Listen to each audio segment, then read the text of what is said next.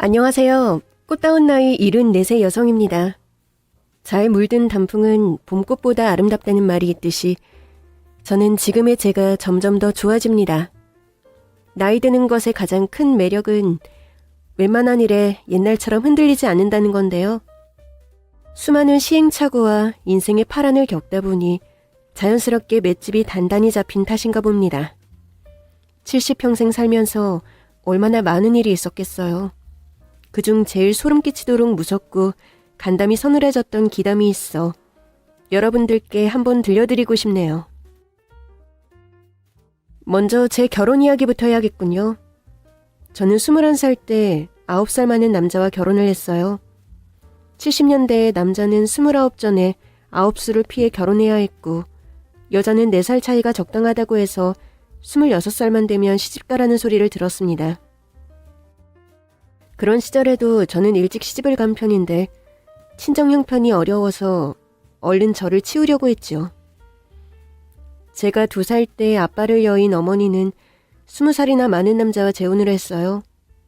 저는 어머니와 의붓아버지의 화풀이 대상이 되어 많이 맞으면서 자랐습니다. 제 꿈은 기필코 그 집을 빨리 탈출하는 것이었고 중3 때 당시 유행했던 샘터라는 잡지에 8살 많은 군인 아저씨와 펜팔을 했어요. 3년 정도 편지를 주고받았는데 아저씨는 저를 숨쉬게 하는 사람이었습니다. 군인 아저씨는 문학을 공부하는 대학생이었는데 사람이 사람을 사랑하고 이해하는 것이 무엇인지 편지로 일깨워줬어요. 군인 아저씨가 휴가 때 한번 저를 만나러 왔고 제대한 뒤 본격적으로 만났습니다. 그때 아저씨가 군대에서 손수 만들었다는 시화집을 선물해 주었는데 거기엔 제가 보낸 편지글과 그때그때 느꼈던 마음이 그림과 시로 남겨져 있었어요. 저는 평생 이런 귀한 마음의 선물을 받아본 적이 없어서 진심으로 감동했습니다. 그리고 안심했어요. 이런 사람을 만나게 됐으니까요. 아저씨는 대학 교수를 준비하는 대학원생인데 저는 중졸에 고등학교도 못 가고 엄마를 대신해 집안 살림을 하고 있었어요. 솔직히 제 처지가 너무 처지는 결혼이었죠. 그런데 지병이 있던 시아버지가 갑자기 위독해져서 아저씨네가 결혼을 서두르게 됐고 그렇게 저는 시어머니의 반대에도 불구하고 아저씨가 밀어붙여 저와 결혼을 하게 됐습니다. 지금과 달리 과거에는 결혼과 동시에 시부모님을 모시고 사는 시집살이가 당연했습니다. 시어머니는 시집에 들어가자마자 폐업을 선언하셨고 손 하나 까딱하지 않으시면서 저를 종처럼 부리셨어요. 딴에는 애써서 음식을 마련했지만 밥이 조금만 질면 이게 죽이냐 밥이냐 하며 호통을 치셨고 밥이 조금만 되면 이게 돌덩이냐 밥이냐 하고 야단을 쳤습니다. 아무리 정성을 들여 음식을 만들어 보아도 뭐 이래서 맛이 없고 저래서 맛이 없다고 타박을 하셨어요. 음식 타박은 기본이었고 청소 빨래 같은 살림도 못한다고 늘 구박하셨죠. 저는 바짝 긴장하고 주눅이 들어서 연신 죄송합니다. 다시 해올게요 라는 말을 입에 달고 살았습니다. 이게 뭐야? 어머니 왜 그러세요? 엽차 맛이 왜 이래? 어떻게 끓이면 물에서 비린 맛이 나? 진짜 기가 찬다 기가 차. 죄송합니다. 넌 물 하나 제대로 바글바글 못 끓이니? 대체 내가 몇 번을 말해야 하니? 학교 다닐 때 몇 등 했니? 아, 중졸이라 알 수가 없나? 죄송합니다. 다시 끓여올게요. 에휴, 모자란 팔푼이 같으니 널 볼 때마다 천불이 터진다. 아들이 교수가 되면 뭐하노?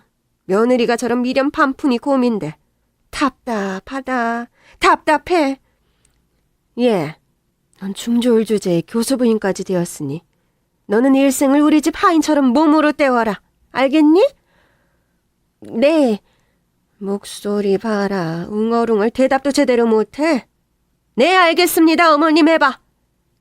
네, 알겠습니다. 어머님. 에휴, 모질이. 저를 학대했던 친정엄마 말에도 이골이 났지만 어머님의 막말은 차원이 달랐습니다. 대못이 박힌 가슴에 난도질을 당하는 기분이었어요. 팔푼이 모질이라는 말을 들어도 어머님께 잘 보이려고 애를 많이 썼습니다. 시아버지가 돌아가시고 그나마 저를 예뻐하시던 시할머니까지 자꾸 하신 뒤로 시어머니는 매일같이 저를 쥐잡듯이 구박하셨죠. 특히 남편이 퇴근해서 어머님께 인사드리고 단둘이 저희 방에 들어가기만 해도 시어머니의 헛기침 소리가 문 밖에서 났습니다. 있니? 예, 어머니, 무슨 일이세요? 성민아, 내가 기니 의논해야 할 일이 있으니 당장 내 방으로 좀 오렴. 네, 어머니. 옷만 갈아입고 얼른 나가겠습니다. 한시가 급하다. 당장, 얼른, 빨리빨리. 어머님은 남편을 집안 가장으로 생각하고 집안의 대소사를 모두 의논하셨어요. 당연했습니다. 시아버지가 돌아가신 뒤로 남편이 가장 노릇을 하고 있었으니까요. 제 생일이나 남편의 생일, 결혼기념일에도 저희는 오붓한 시간을 가지기 어려웠어요. 어머님이 무슨 사돈의 팔촌의 경주사가 있다며 남편을 대동하고 집을 나섰습니다. 제가 몸이 아주 안 좋은 상황일 때도 어김없이 남편을 불렀습니다. 네가 남편 없다고 업신여기는 것들, 내가 교수 아들 대동하고 나타나면 쿠가 납작 쿠가 된다니까. 그 꼴을 보는 게 또 얼마나 재밌게. 어머님께 이런 장한 아들이 있다. 세상 사람들에게 자랑하고 싶으신 마음은 충분히 이해했지만 섭섭한 마음은 쌓여만 갔습니다. 남편은 모교의 교수로 근무하면서 바쁜 와중에 자상하게 저를 챙겨주었습니다. 이번 당신 생일에도 당숙이모 환갑잔치에 가셔야 한다는데 이번에는 혼자 가시라고 하고 우리 단둘이 보내자. 여보, 그래도 어머님 혼자 가시면 모양새가 더 나쁘지 않을까요? 우리도 어디 예식장이나 상갓집 갈 때 친구 없이 혼자 뻘쭘하게 가서 밥 먹으면 괜히 눈치 보이고 그랬잖아요. 당신은 아버님 빈자리를 메워서 일가 친척들에게 두루 인사도 드리고 알고 지내면 좋으니까 어머니가 그러시겠죠.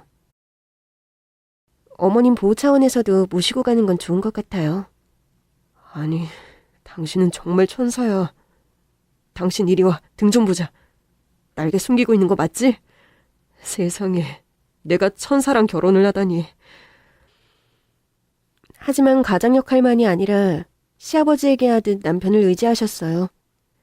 언제부턴가 혼자 자는 것이 무섭다고 해서 남편이 어머님 방문 앞에 자리를 펴고 거실에서 자기 시작했어요. 어머님은 낮에는 저를 말 잘 듣는 노부처럼 부르셨고 밤에는 작은 일에도 제 남편을 불러 제꼈습니다. 성민아, 성민아. 예, 어머님. 방에 바퀴벌레가 나왔어. 바퀴벌레. 어떡하냐. 어머님, 제가 들어가서 잡아드릴게요. 아유, 저기 봐. 저거 미국산 바퀴벌레가 들어왔다더니 덩치는 산만하구나. 아유, 징그러. 나는 무서워서 안 볼란다. 예, 어머님. 잠시만 기다리십시오. 제가 잡습니다. 이놈! 아유, 우리 아들이 천하의 명사수네 명사수야. 교수님이라 머리가 좋으니 바퀴벌레도 한 방에 잡는구나. 어머님, 그럼 편히 주무십시오. 우냐, 내 아들도 푹 쉬시겠나.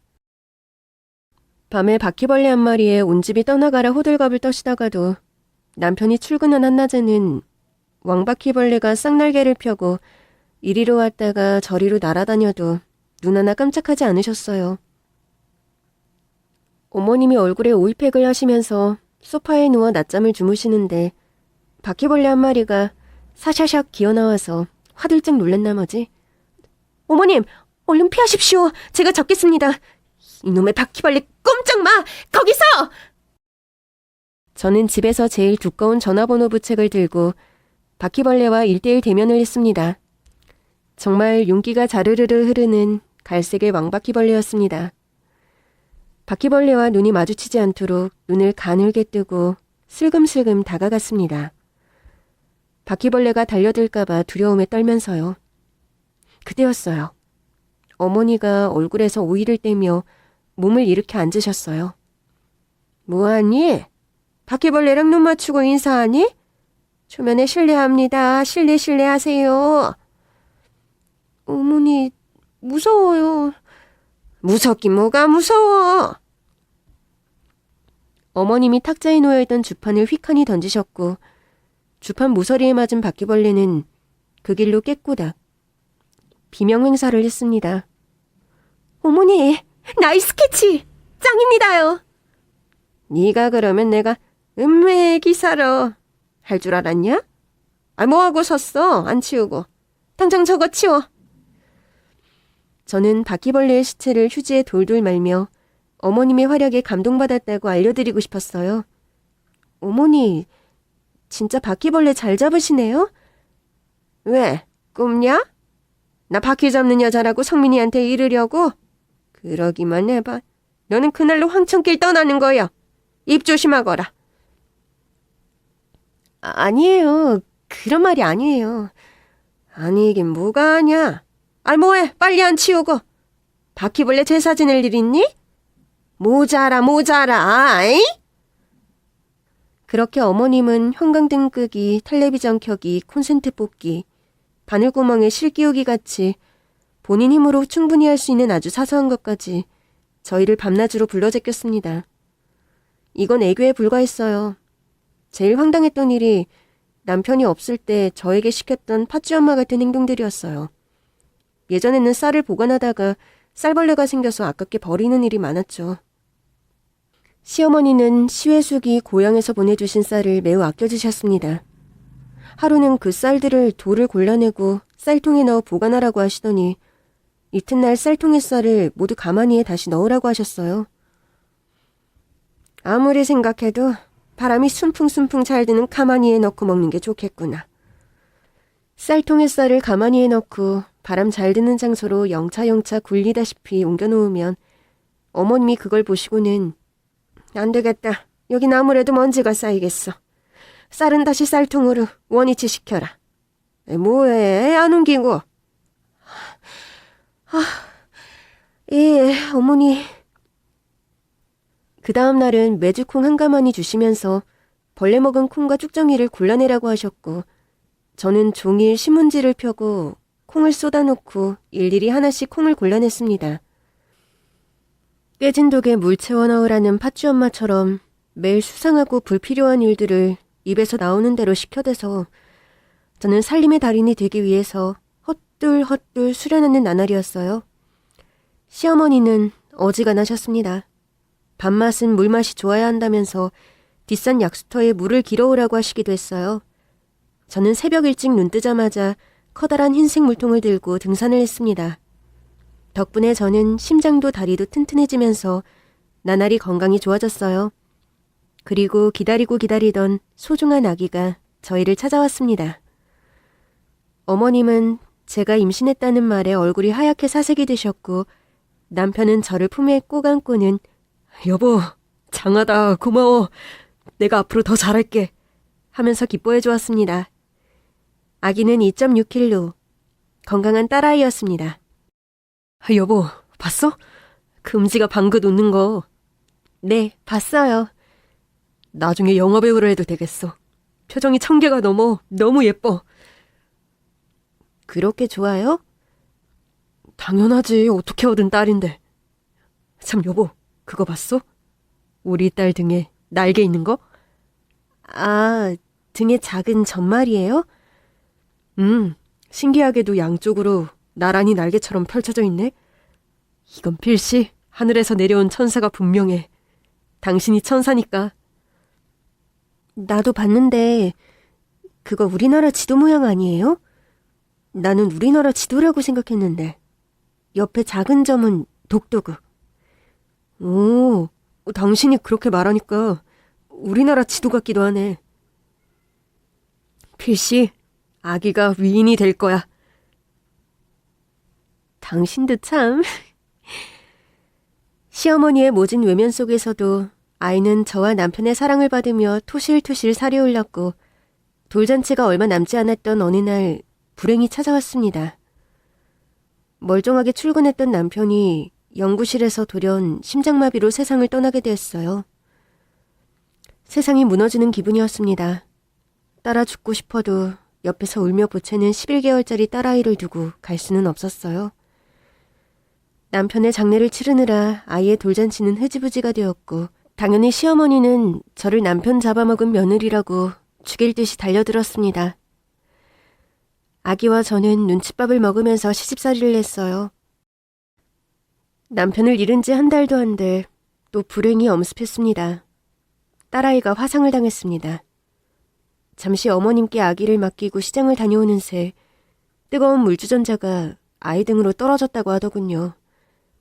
아이는 숨이 넘어갈 듯 울어제꼈고 저는 눈물 범벅이 되어 아이를 안고 병원으로 냅다 뛰었습니다.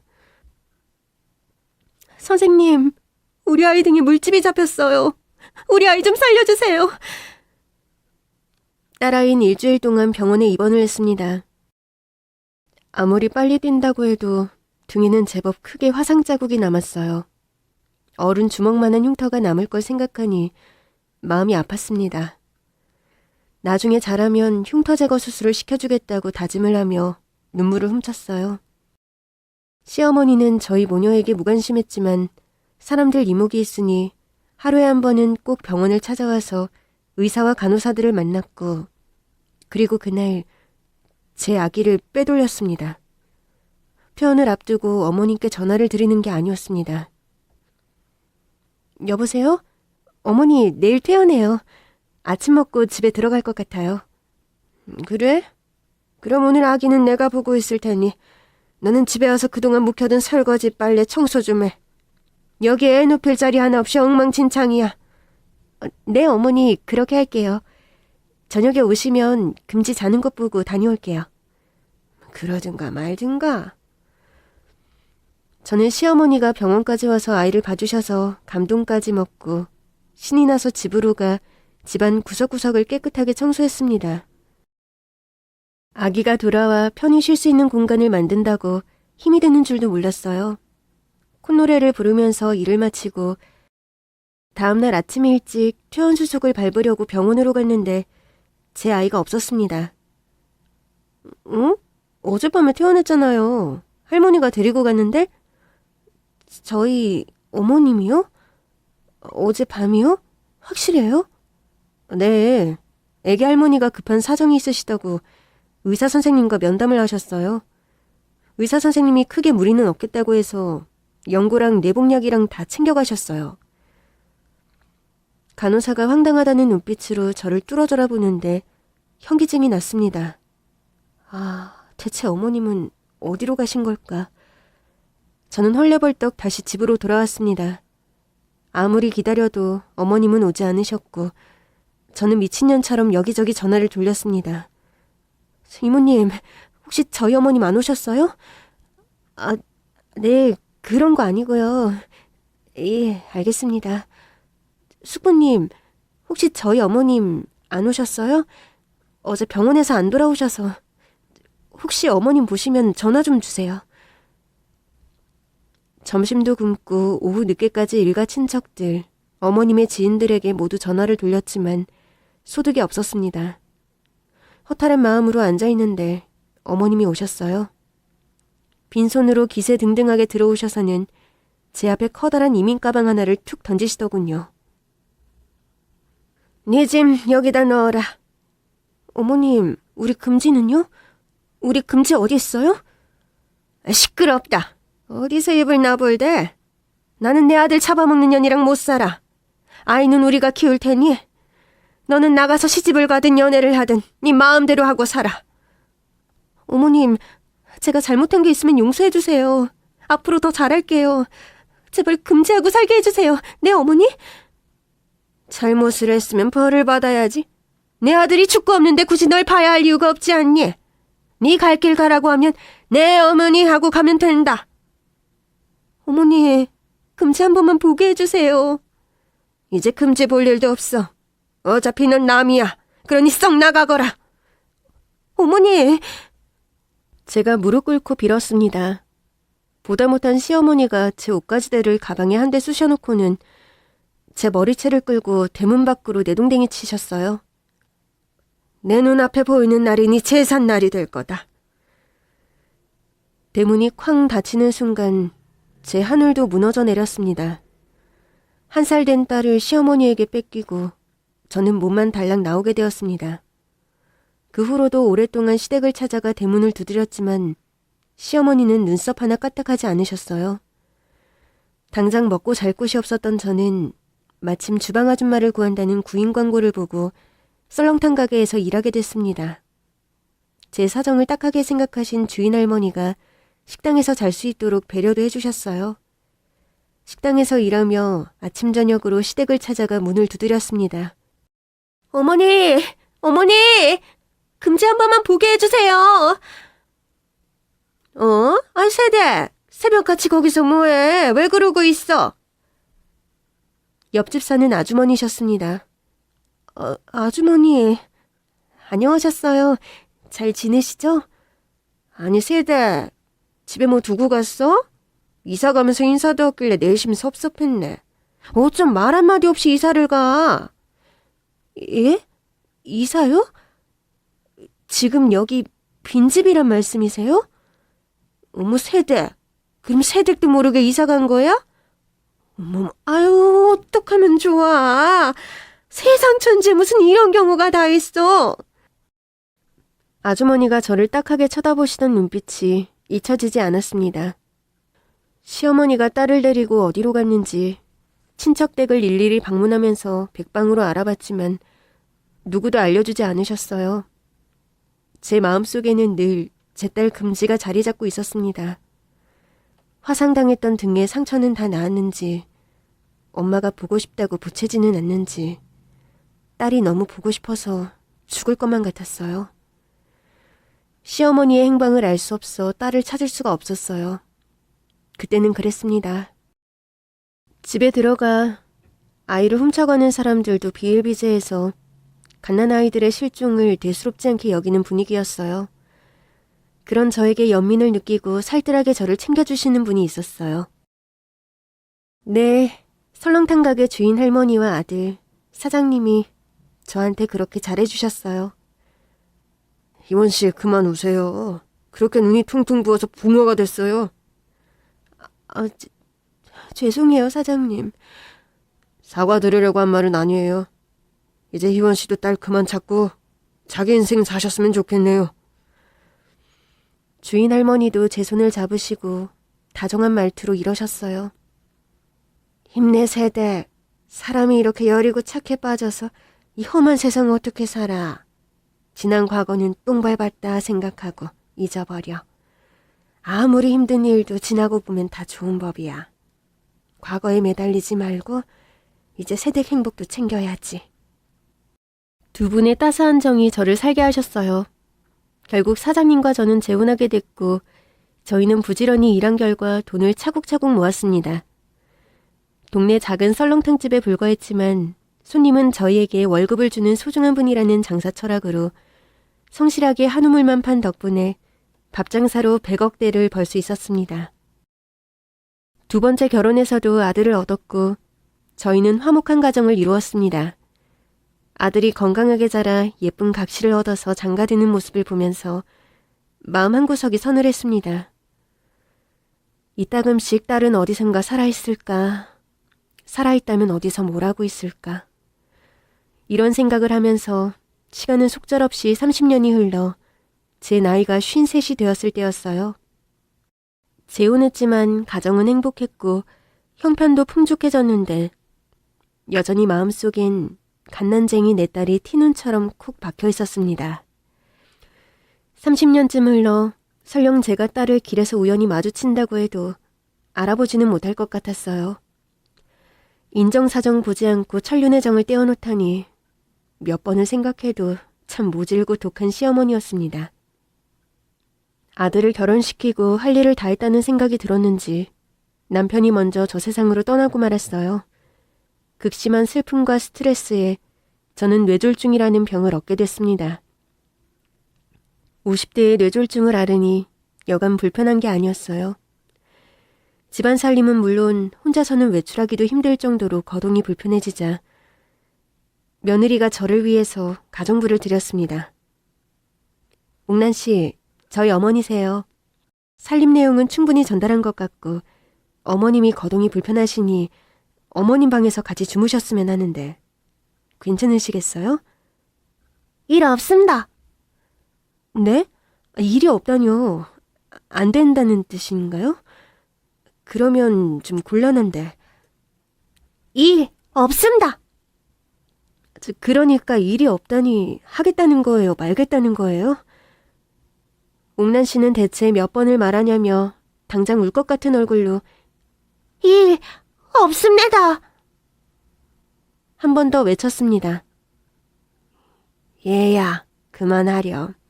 괜찮다는 말인 듯 싶구나. 어머님, 옥란 씨가 연변 출신이라 말은 좀 어눌해도 살림 솜씨는 끝내준대요. 가정부로 들어온 연변처녀 옥란 씨는 한국말을 꽤 했지만 좀 어눌했습니다. 얼굴은 상당히 곱상한 편이었고 살림하는 솜씨도 꽤 야무지고 저를 케어하는 실력도 뛰어났습니다. 몸도 어찌나 민첩한지 저녁에 방으로 모기 한 마리가 날아들면 손뼉을 짝 쳐서 모기를 압사시키는데 그 솜씨가 가히 달인이었습니다. 어떤 날은 밥을 먹다가 젓가락으로 모기를 잡아 죽이는 걸 보고 기함을 했습니다. 저희 연변에서는 이 정도 모기는 모기축에도 못 낀다. 그저 무더운 여름날 모기불만 태우고 자도 아침에 일어나 보면 바닥에 모기가 우수수수 떨어져 있습니다. 빗자루로 쓱쓱 쓸어서 한 가마니 정도 나와야 그저 모기가 좀 있겠구나 기억합니다. 저를 부축하거나 휠체어를 태워서 산책을 나갈 때도 특이했습니다. 길고양이나 나뭇가지에 앉은 참새를 보면 가만두질 못하고 꼭 짱돌을 주워들고 정조준, 발사, 획 던져서 참새를 잡아오는 거예요. 어머, 옥란 씨, 왜 그래, 무섭게. 저희 연변에서는 고저 고무줄 새총만 있음 못 잡는 짐승이 없습니다. 참새, 비둘기, 달구새끼, 매, 독수리는 짐승 축에도 못 낀다. 그저 범, 호랑이, 곰 정도 잡아야 저거이 사냥을 좀 하는구나 일합니다. 이가 없음 잇몸이라 했습니다. 오늘은 새총이 없어 돌멩이로 잡았지만 새총 하나 만들어도 되겠지요? 아이 그렇습니까? 아니요, 옥란 씨. 요즘 사냥하는 사람이 어딨어. 그냥 두고 가자, 제발. 회장님은 참새구이가 얼마나 맛난지 몰라서 그럴건다. 개구리구이 듣고 싶지만 쫄깃함만으로 따지자면 참새구이가 왔답니다. 집에 먹을 것도 많은데 왜 멀쩡한 참새를 잡아요. 앞으로 그러지 말아줘요. 응? 구이 맛이 좋은데 아이 됩니까? 옥란 씨는 어딘가 헌터의 기운이 넘쳤습니다. 파리, 진해, 바퀴벌레 같은 해충들 잡는 옥란 씨의 눈빛이 너무 강렬해서 무서웠습니다. 제일 무서웠던 것은 옥란 씨가 칼을 들었을 때예요. 칼솜씨가 예사롭지 않았거든요.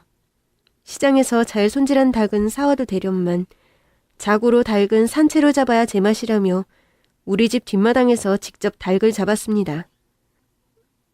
칼로 닭목을 내리치는 솜씨는 군더더기 없이 매끄러웠고 눈 하나 깜짝하지 않고 닭을 잡아 손질하는 모습이 예사롭지 않았습니다. 평소에도 식칼을 어찌나 애지중지 아끼는지 사흘이 멀다 하고 숫돌에 식칼을 슥슥 갈았어요. 환한 달빛에 시퍼런 칼날을 비춰보던 옥란 씨의 눈이 광기로 물들던 그 표정을 잊을 수 없습니다. 이야, 날이 잘 드섰구나야. 기래, 이제 칼 좀 든다 하겠구만 기래. 칼 가는 것이 취미인 옥란 씨가 영 낯설고 이해가 되지 않아서 왜 저렇게 자주 칼을 갈지? 수상하게 여겼습니다. 가정부치고 너무 군인 같은 태도, 진짜 킬러가 아닐까 의심스러워졌어요. 설마 욕심 많은 며느리가 내 재산을 노리고 일부러 저 여자를 가정부로? 들였나 싶었습니다.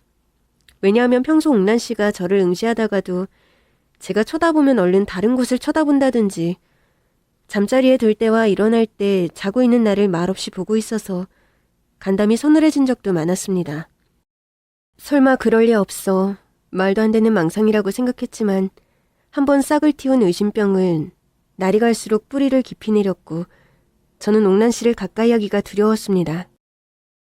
뭔가 큰 게 하나 올 것 같은 그런 불안감이 드리워져 있었죠. 그러던 어느 무더운 여름밤이었어요. 그날은 아들 내외가 사돈댁에 초상을 당해 문상을 가는 바람에 옥란 씨와 저만 집에 있던 날이었죠. 입맛이 없어서 콩국수를 가볍게 먹고 일찌감치 잠자리에 들었던 것 같은데 제 밝은 귀가 얕은 잠을 깨웠습니다. 부스럭거리는 소리가 거실 쪽에서 들려왔거든요. 눈을 살포시 떠보니 창밖으로 보름달이 휘영청 떠 있었어요. 제 친구 옆자리에 있던 옥란 씨는 보이지 않았어요.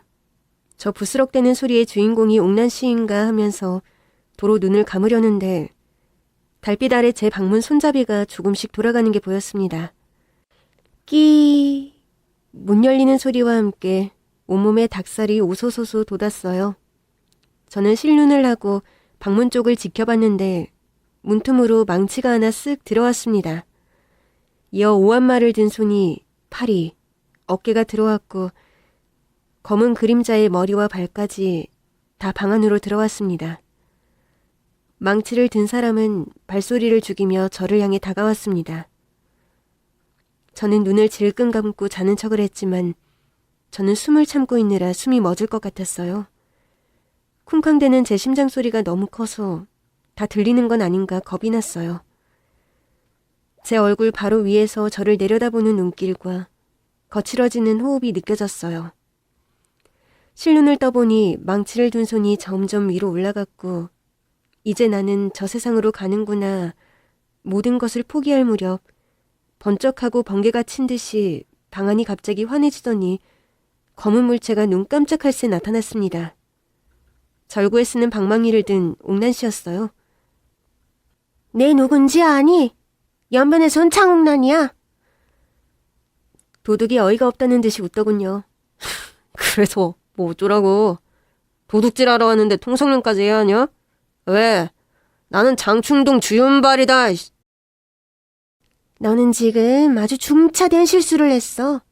내가 제일 싫어하는 거이 살인이고 두 번째가 도둑질인데 네가 지금 우리 윤발이 오빠에게 모욕을 줬어. 뭐야 이 미친년은. 연변에서 와서 천재 구분이 안 되나 본데. 아저씨 비즈니스 하는데 깝치지 말고 좋은 말 할 때 그거 내려놔라. 그럼 목숨만은 살려줄게. 누가 할 소리를 하니? 당장 꺼지지 아이하면 너는 오늘 새벽 평풍 뒤에 누워서 형냄새를 맡게 될 끼야. 아이고 무서워라. 장옥란 씨 살려주세요. 이럴 줄 알았니? 이게 어디서 입만 나불나불. 지가 망치 맛을 한번 세게 봐야 쓰겠구먼. 도둑이 옥란 씨를 향해 망치를 들고 덤벼들었습니다. 옥란 씨가 권투 선수처럼 가볍게 이리저리 망치를 피했습니다. 어찌요, 제법인데. 내 아버지가 연변 살수 대장이고 내 오라비가 행동대장인데 나는 한 번 잡은 목표물은 절대 놓치지 않는 연변의 에이스 살수대 이기야. 말이 끝나기 무섭게 옥란 씨가 절구방망이로 도둑의 팔을 내리쳤습니다. 도둑이 아악 소리와 함께 망치를 떨어뜨리고 말았어요. 망치를 주우려고 엎드린 도둑과 숨죽이며 지켜보던 제가 정면으로 마주보게 됐죠. 도둑의 눈과 마주치는 순간 비명을 질렀어요. 제 비명 소리에 옥란 씨가 사장님, 일 없습니까? 하면서 니킥으로 도둑의 턱주가리를 날려버렸고 턱을 제대로 맞은 도둑은 빡소리와 함께 뒤로 나뒹굴었습니다.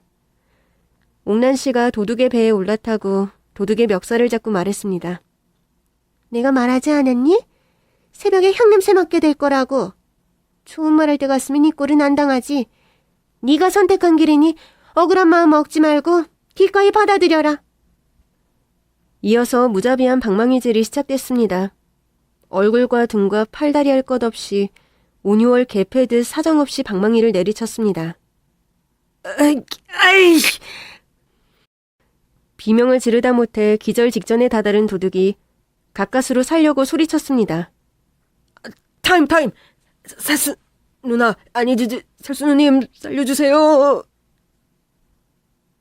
눈과 입이 터지고 코피를 줄줄 흘리는 도둑이 겨우 무릎을 꿇고 애원을 했습니다. 저는 죽을 힘을 다해 몸을 일으켜 세워 앉았습니다. 옥란 누님, 한 번만 살려주십시오. 다시는 도둑질을 하지 않겠습니다. 너 혼자 왔니? 네, 아니요. 싱글은 아니고요. 처자식이 있어요. 품잘남입니다.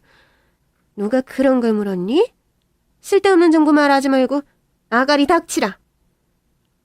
네, 누님. 여긴 어떻게 온 기야? 동네에서 제일 큰 집으로 들어왔어요.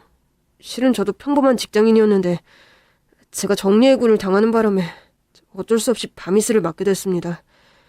제가 감옥에 가면 저희 집은 때를 굽게 됩니다. 누님, 한 번만 눈 감아주시면 앞으로 세상에 빛과 소금이 되어 잘 살겠습니다. 죄를 지었는데 벌은 아이 받니? 사장님, 경찰에 신고 아이해도 됩니까? 그래도 해야 같지 않아요? 옥란 씨가 전화를 하려고 등을 돌리는 순간 도둑이 잽싸게 구석에 떨어져 있던 망치를 도로 주워들고 반격을 시도했습니다. 저도 모르게 옥란 씨하고 소리쳤어요. 옥란 씨가 귀신같이 달려드는 도둑의 팔을 잡아채서는 으아 괴성을 지르며 들배지기로 방구석에 패대기 쳤습니다. 도둑은 죽기 살기로 옥란 씨를 잡고 버둥버둥 매달렸고 몸싸움을 벌이던 와중에 옥란 씨의 위도시 찢어지고 말았습니다. 어쭈 이 변태 새끼가 코다우르밖에 못하네? 네가 진정 죽고 싶어서 환장을 했구나. 오늘 내 손에 죽어보는 기야.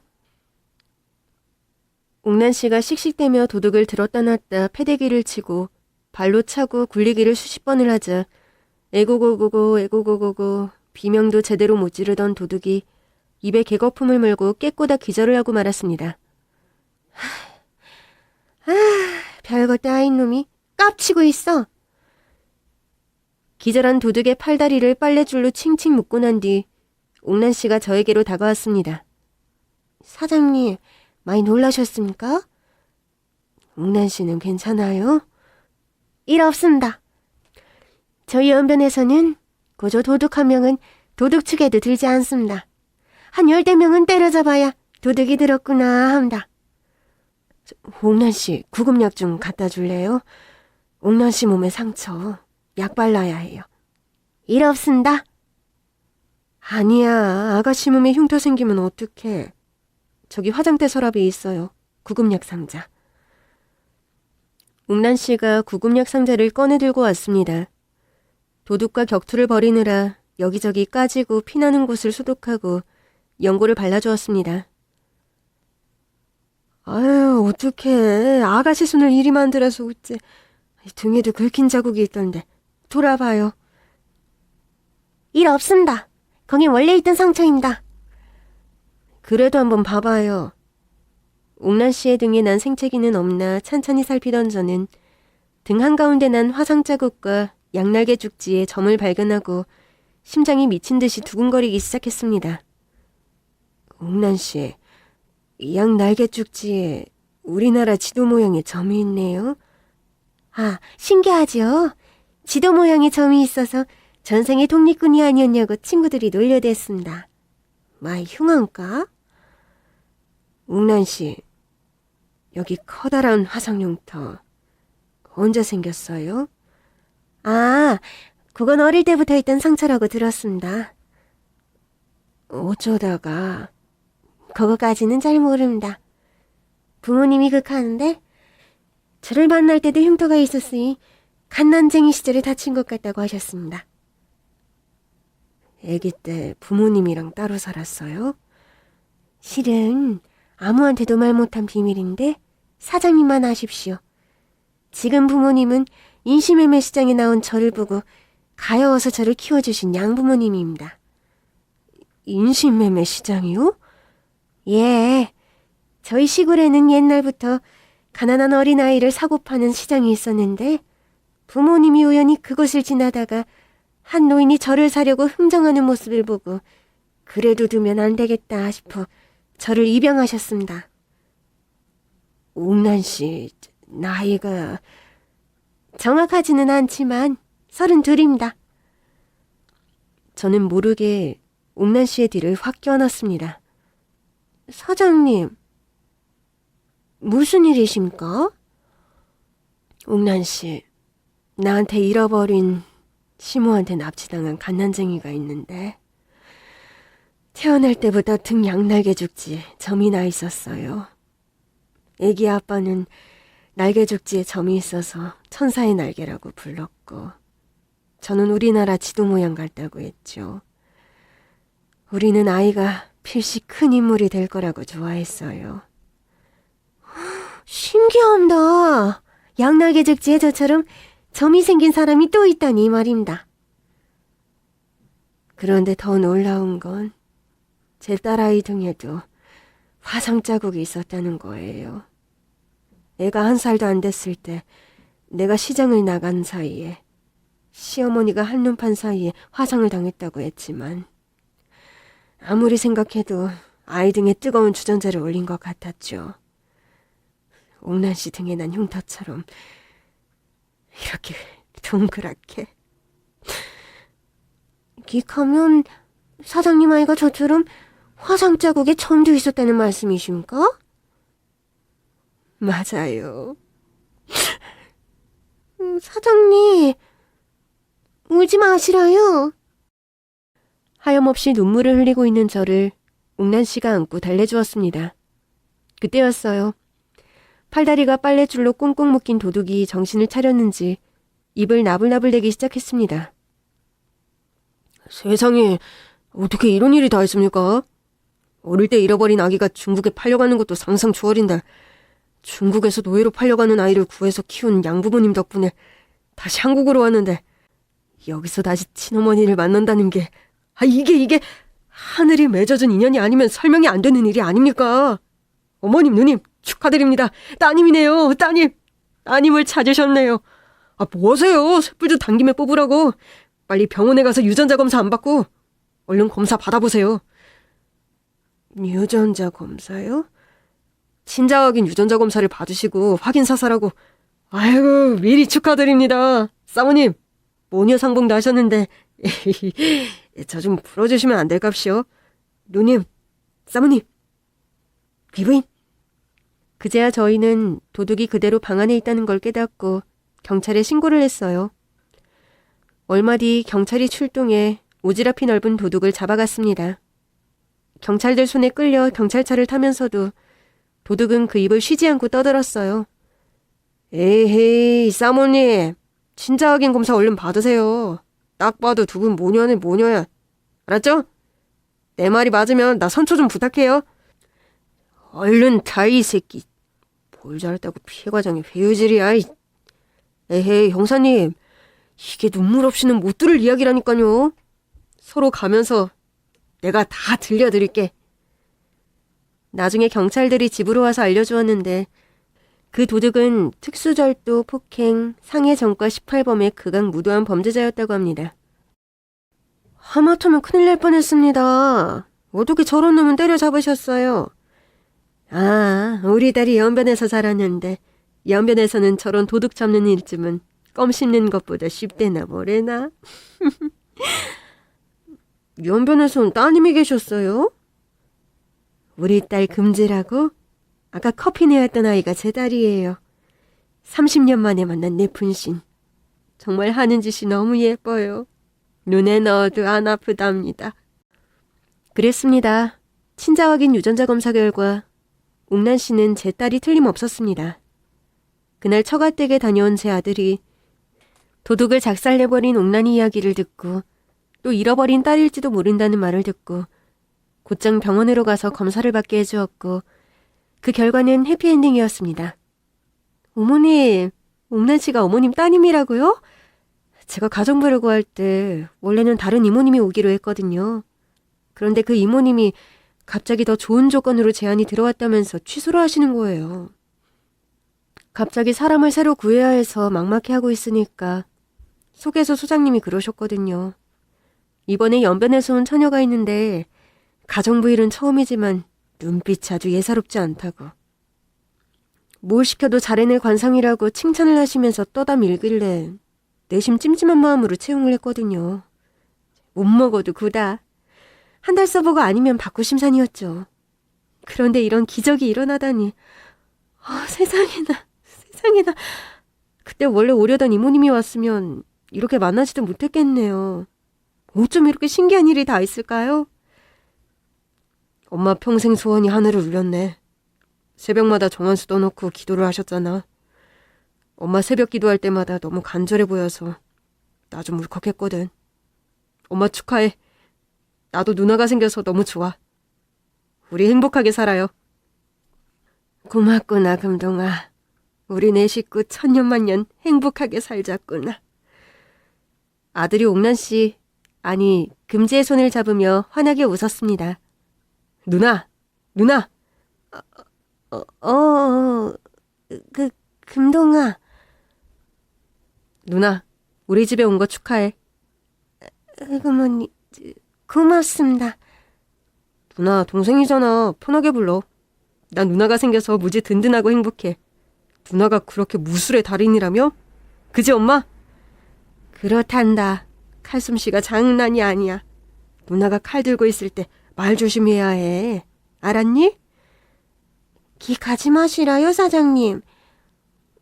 누나 또 사장님이라고 했지? 사장님 소리 할 때마다 벌금 500원이야. 내놔 500원. 아직 입에 안 붙어서 그런 긴데 너무 치사한다.